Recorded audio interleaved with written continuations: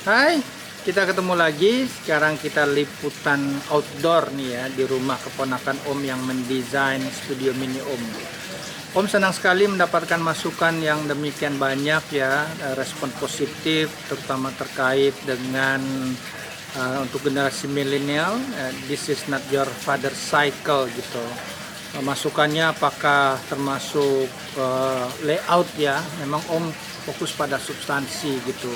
Juga ada yang bertanya ini apa yang harus kita lakukan nih sebagai milenial. Tapi Om ingin menambahkan ya, ini karena jawaban dari pertanyaan tadi juga. Ketika terjadi komoditi booming itu kita mengalami suatu fenomena Dutch disease ya, penyakit Belanda. Memang asalnya dari Belanda. Ini ringkasnya adalah nikmat membawa sengsara ya.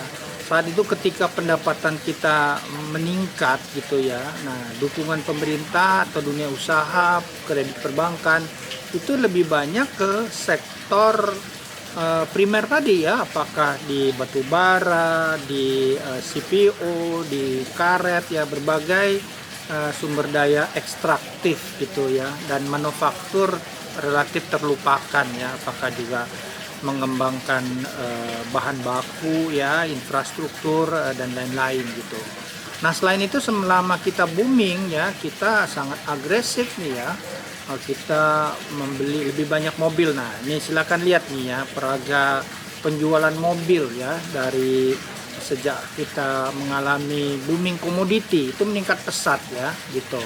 Dan pada periode ini seperti terlihat juga pada peraga selanjutnya ya, bagaimana perbandingan saham Astra ya dengan sejumlah saham lain termasuk perbankan dan Telkom, Unilever juga.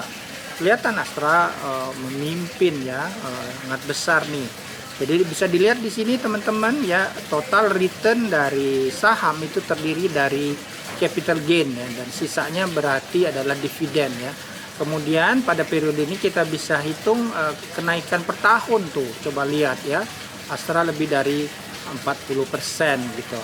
Nah, sekarang kita ganti karena siklus berubah ya sejak tahun 2012 ya, setelah global financial crisis ya, kita mengalami deleveraging di dunia negara maju katakanlah ya, dan itu berpengaruh kepada penurunan indeks Bloomberg Commodity ya yang pernah kita bahas sebelumnya gitu.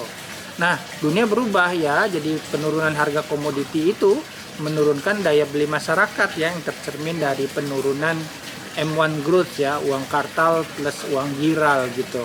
Nah selanjutnya kita lihat nih perbandingan kinerja saham setelah komoditi booming berakhir.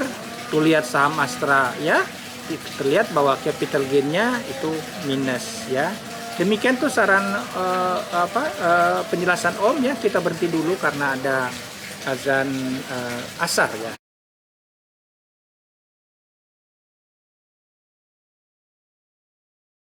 Oke, kita lanjutkan lagi ya. Tadi Om bicara Dutch disease ya. Dutch disease itu pada dasarnya adalah paradok yang ketika komoditi booming ya, good news dari komoditi booming itu ternyata menyebabkan kemalangan ekonomi secara umum ya. Ini ceritanya di Belanda itu dengan penemuan gas ya di Laut Utara.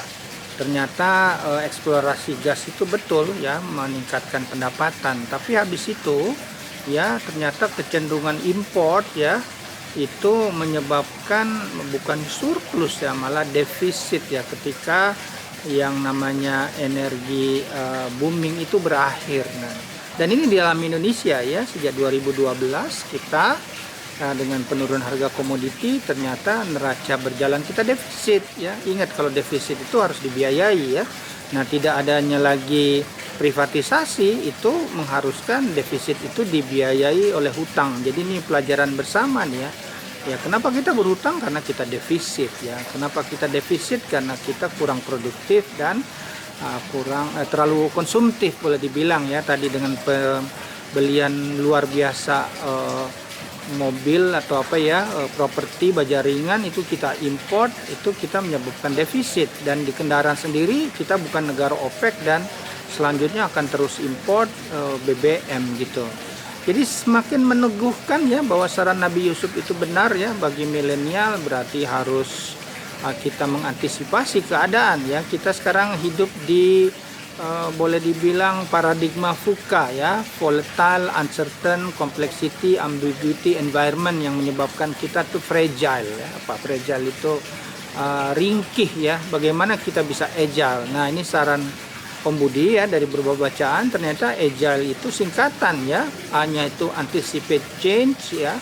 G-nya itu generated confidence ya, kita harus tetap percaya diri.